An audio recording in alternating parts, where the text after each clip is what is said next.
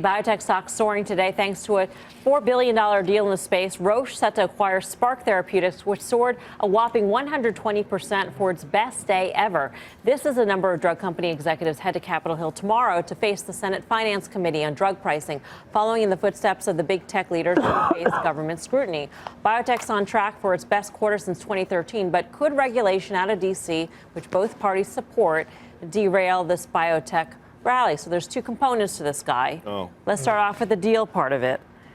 The deal part. There's M&A in the space. M&A in the space. A lot of these stocks have done extraordinarily well. Which theoretically would be great for the space overall. And then you have on the flip side the clamp potentially of government regulation on pricing. So who wins that war? So what wins out there? Great question. I'm glad you asked it to me, Mel, because I believe that the bull case will stay intact. Now, the headline risk is significant, but you know what? The science is too compelling for these stocks, in my opinion, to have a significant turn to the downside. We did a power pitch a month or so ago. Or fast pitch. Exactly. In a company called Sarepta, which Dan yelled at me about when it was $90 or $93.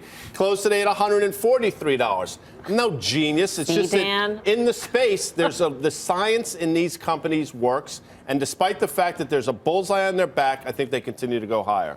Sarepta. It's a pretty odd comment to make. The science in these companies work. I mean, some do, some don't. No, some companies never have any revenues and they go out of business, and some get bought out for 100% premium. Right? I mean, isn't it really about the what is left in the pipeline and what is there? If you look at the IBB over the last 5 years, and these are supposed to be high growth companies, you've annualized it under 5%, folks. And I'm not cherry picking numbers. I'm just saying the last 5 years. And now, if you look at the last 2 years on that chart, it's a pretty good looking chart, and it's been growing slowly. But despite being bullish on a lot of these names because their balance sheets are great and their valuations are cheap, I have to say it's frustrating. I don't see the You're talking about the large ones like a Celgene. Yeah, Gilead, Celgene, exactly. See, I like the smaller ones. I'm not as smart as Dan. I'm not as smart as Guy by any means. Yes. So for me, I've got to look IBB, which is the NASDAQ biotech. That tends to have the smaller ones in them. Here's my thesis on it. If you can't raise prices, you still have to grow. So how do you grow? It's the M&A. So I think the M&A wins out in all of these. You want to be in the smaller ones.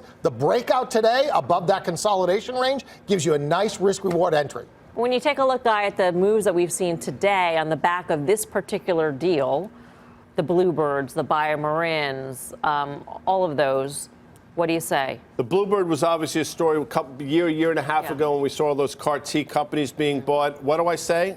I say I still think there's room to the upside. I understand people say valuations are crazy, and for some of these companies, they don't have revenues, but the science is behind it. Dan makes a good point. Not all companies are created equal. I get that. But a company like Amgen, for example, on the other side of the equation, very reasonable valuation, tremendous balance sheet, company that seemed, for whatever reason, can't get over $195, $200, but I still think there's room to the upside on that as well. Well, the biotech boom may be going strong for now, but our next guest says the charts are pointing to trouble for the group. Chartmaster Carter Worth's over at the Plaza to break it all down. Hey, Carter.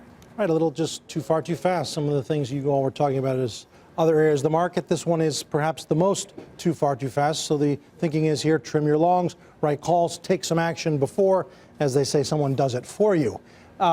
Percentage change from the low on December 4th. XBI, the equal weighted, bias towards small cap, up the most at 37. The IBB, cap weighted towards Celgene, Biogen, and so forth, up 26. There's the market, up 20. And of course, healthcare, which is dominated by the big, heavy pharmaceuticals, up the least, obviously the lowest beta of this group. So let's zero in on biotech in particular. And the real problem is, and Tim, you referred to this, there's just been really poor relative performance for quite some time. Here's the absolute chart.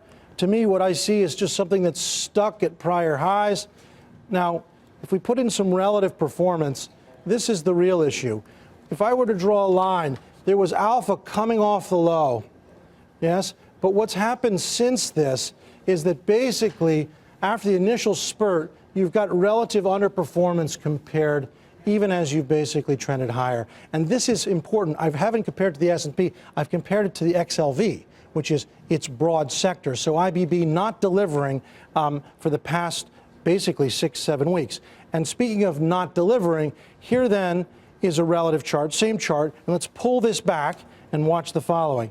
Here then is the performance. The peak actually was almost 5 years ago.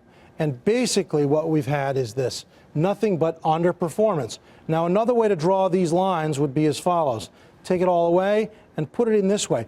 We are nowhere near our lows. We're above. But look what's happened here. We're making new relative lows to the sector, meaning if one has been overweight or is looking to get overweight, there's nothing right now that suggests that they ever escape from the weighting in the big heavy names. Individual names, sure. You get one bought out, you win. Come on over, Carter. Shelby will bring the chair in. Look at this. Now, Thank you, Shelby. see, I brought my own gummies. Carter, this is not the cannabis segment. They're just regular gummies, Taking by the the bait. way. I mean, it's But I could have more for. Okay, back to the charts. Gummies aside, how does the XBI look compared to the Well, so IBB? if you look at that long-term chart, the last one that I had there, the XBI, which also peaked in 15, went back and approached those highs again, and it has something of a double top. Obviously, it's been the small cap that has, if you're going to be in that area, the market has been the winner, because the big ones, they have the problem of size, of innovation, of return on capital that's just not there compared to getting the number one performing stock, bar none, is LOXO oncology, right? It was It was $10 5 years ago. It just got bought out for $235, right? Number one performing stock in any index. That's the dream when you're investing in biotech, finding that, like today, there was a news item or two. Yes? Yeah. 2,800. We failed at it once again. So what does that portend? I mean, we're stuck. You know, the market is. I mean, here's the thing. I think there's a lot of assigning of import to the rally over the past 2 months, January, February. I would call it a panic. We have a panic in just as we had a panic out. We panicked in November, December. We have a panic back in, leaving the market back at the point at which. Carter, earlier in the show, Tim made a good point. We could have said this about 2,600, 2,700. Now we here are at 2,800. What's it take to get above 2,930, which was the prior highs? What would you need to see? What to start to participate? It takes one thing. I mean, I think it's quite certain. It's not going to be achieved in principle by further ricochets, steep, uncorrected moves by cyclical names, industrials, financials. It would require the super cap names to participate. And as you know, Google and Microsoft, to some extent Netflix, to some extent Apple, Facebook, they're not coping. They're not performing well. They would have to come to life. So it'd be the combination of FANG and MAGA. Yeah, I mean, whatever acronym you No, we use MAGA here. We use MAGA here, then MAGA it is. You use MAGA here. Dan uses MAGA here.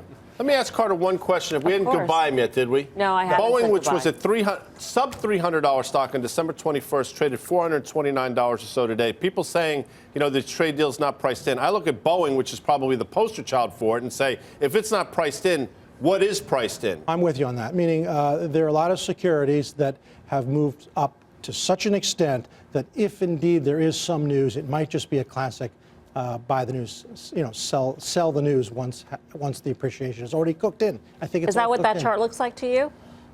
Which The chart Boeing did you have? Boeing, yes. Boeing has a gap. It gapped out of the range it was in. Caterpillar's trying to catch up. The better trade away is Caterpillar here, playing catch up. I'd pair them.